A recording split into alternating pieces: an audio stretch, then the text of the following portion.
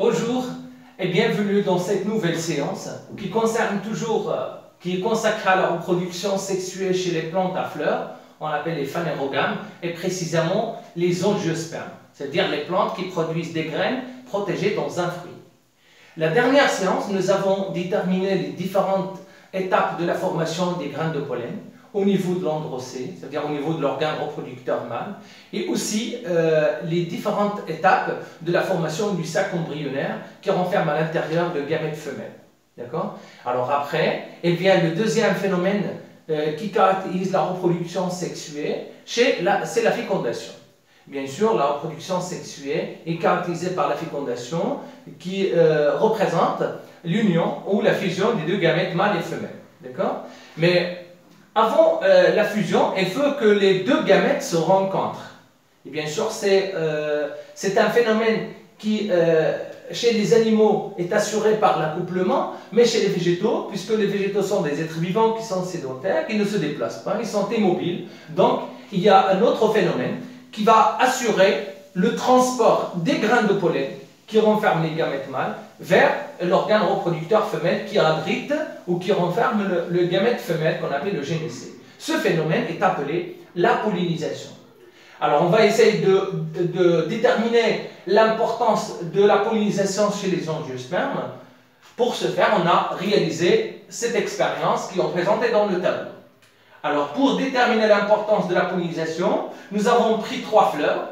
Une fleur épanouie, une fleur qui est mature, mûre, qui est bisexuée. Elle renferme à la fois l'organe reproducteur femelle, le gynécée, et l'organe reproducteur mâle, qui est l'androcée, qui est représenté par les étamines, qui possèdent bien sûr un filet et des anthères, le lieu de la production des gamètes, le lieu de la production des graines de pollen. Et une deuxième fleur, qui est une fleur dont on a éliminé, on a supprimé les anthères des étamines, donc ça veut dire une fleur sans appareil reproducteur mâle, sans androcée, et en plus, l'appareil reproducteur femelle qui est le génécée, on l'a entouré, on l'a renfermé par une gaze, d'accord, par un protège en gaz, qu'on appelle la gaze, d'accord, pour empêcher l'entrée des graines de pollen ou le dépôt des graines de pollen sur le stigmate. Et la troisième fleur, c'est une fleur qui est aussi mature, mais dont on a supprimé aussi les anthères, c'est-à-dire l'appareil reproducteur mâle, mais on a saupoudré volontairement les grains de pollen sur le stigmate de la fleur. D'accord? Alors revenons à la première fleur. Alors, quand on a pris une fleur, on a laissé une fleur hermaphrodite bisexuée, mature, épanouie, qu'est-ce qu'on a remarqué? On a remarqué que le pistil ou l'organe reproducteur femelle se transforme en fruit. C'est-à-dire que la fleur, elle donne après un fruit, et bien sûr, les autres organes protecteurs qui sont le calice et la corolle, bien sûr, flétrissent et se dégénèrent après lorsque l'ovaire se transforme en fruit. La deuxième fleur, qu'est-ce qu'on a remarqué? On a remarqué que la fleur fane après quelques moments, et bien sûr, il ne donne pas de fruit, il ne se transforme pas en fruit. D'accord? Alors, sans présence de l'anthère, la fleur ne se transforme pas en fruit, et en plus, le gynécée était entouré d'une gaze. Et la troisième, on a remarqué que la fleur ou l'organe reproducteur femelle se transforme en fruit, bien sûr, après avoir saupoudré volontairement les graines de pollen sur le stigmate du gynécée. D'accord? Alors, qu'est-ce qu'on peut conclure? Que pour que le gynécée ou la fleur donne naissance à un fruit, il faut la présence des graines de pollen. Regarde, lorsqu'il y avait ici les graines de pollen, bien sûr qui se sont déposées depuis les anthères jusqu'au stigmate, sur le stigmate du gynécée, on a remarqué la transformation de la fleur en fruit. Donc la fleur a donné un fruit. Alors là, la fleur se transforme en fruit. La fleur, pas de fruit. Elle ne donne pas le fruit. Pourquoi? Parce que il n'y a pas les graines de pollen, parce que les anthères sont supprimées. Et aussi, en plus, le gynécée est entouré d'une gaze. Et la troisième fleur, elle donne naissance à un fruit. Donc, pour que la fleur puisse donner un fruit, il faut la présence, bien sûr, d'un ovule qui est mûr, d'accord, d'un organe reproducteur femelle qui est mature et mûr, et aussi la présence des grains de pollen à la surface du stigmate, d'accord. Et ce phénomène-là de passage des grains de pollen depuis l'antère jusqu'au stigmate, et s'appelle la pollinisation, d'accord. Donc la pollinisation, c'est le phénomène du transport des grains de pollen depuis l'antère jusqu'au stigmate de la fleur de la même espèce. Donc la pollinisation peut se faire d'une manière directe. Quand est-ce qu'on parle d'une pollinisation directe? Lorsque les grains de pollen d'une fleur tombent sur le stigmate de la même fleur, d'accord? Ça s'appelle une pollinisation directe ou autopollinisation. Mais lorsque, par exemple, les grains de pollen qui sont produits au niveau de cette fleur sont transportés et pour se déposer sur le stigmate d'une autre fleur, mais de la même espèce bien sûr, et on l'appelle une pollinisation croisée ou pollinisation indirecte, d'accord? La pollinisation directe, c'est le dépôt lorsque les grains de pollen d'une fleur se déposent à la surface du stigmate de la fleur de la même espèce, mais la pollinisation croisée, lorsque les grains de pollen d'une fleur tombent sur le stigmate d'une autre fleur de la même espèce. Bien sûr, la pollinisation est un phénomène très important, qui précède la fécondation chez les plantes à fleurs. C'est un phénomène très important, pourquoi? Parce que, bien sûr, c'est lui qui va assurer le transport des grains de pollen.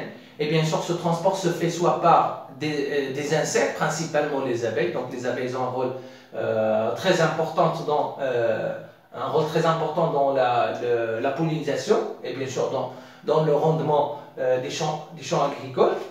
Et peut se faire aussi par des mammifères aussi. Donc les mammifères peuvent aussi transporter les grains de pollen, comme ce phénomène peut se faire par ce qu'on appelle des facteurs abiotiques, comme par exemple le vent. Donc le vent peut aussi jouer le rôle d'un facteur pollinisateur qui va assurer le transport des grains de pollen depuis l'antère jusqu'au stigmate du génécé de la même fleur.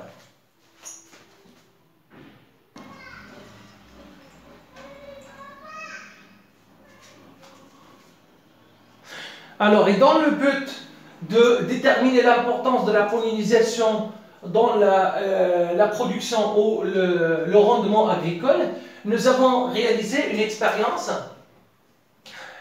dans laquelle, bien sûr, on a fait deux expériences. On a pris deux champs, un champ expérimental et un champ témoin, bien sûr, là où il n'y a pas présence des abeilles.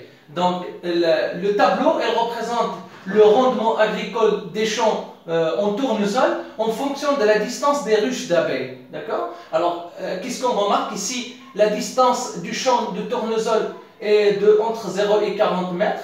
Et ici, la distance entre 80 et 100 mètres, entre 100 et 120, entre 120 et 160, et entre 160 et 200 mètres.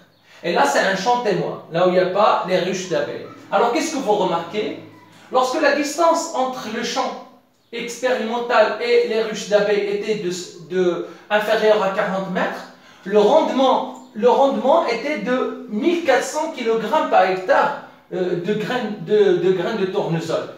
Et lorsque la distance était comprise entre 80 et 100 mètres, le rendement était de 1200 kg par hectare. Et entre 100 et 120, le rendement était de 1100 et ainsi de suite. Alors, en général, qu'est-ce qu'on remarque?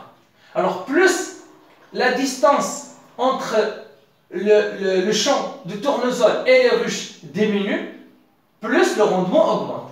Plus les ruches sont trop près du champ expérimental, du champ de tournesol, plus le rendement augmente. Et bien sûr, par rapport au rendement d'un champ témoin, là où il n'y a pas la présence des ruches. Donc on peut conclure que la présence des abeilles comme étant un agent pollinisateur augmente le rendement des champs agricoles. Donc il faut impérativement, bien sûr, protéger les agents pollinisateurs. Et bien sûr, l'usage est rationné ou irraisonnable des pesticides dans l'agriculture et aussi la multiplication des substances chimiques dans l'environnement sont fatales à la biodiversité des insectes pollinisateurs, dans son ensemble bien sûr. Et lorsque la fleur butine, une fleur qui est traitée par un pesticide, elle meurt avant d'arriver, avant de retourner à la ruche. Donc, qu'est-ce qu'il faut? Il est impérativement ou il est urgent de développer des moyens alternatifs aux pesticides, ce qu'on appelle la lutte biologique. D'accord? C'est pourquoi? Parce qu'il faut protéger ces agents pollinisateurs, parce que leur présence augmente remarquablement le rendement agricole. Très bien.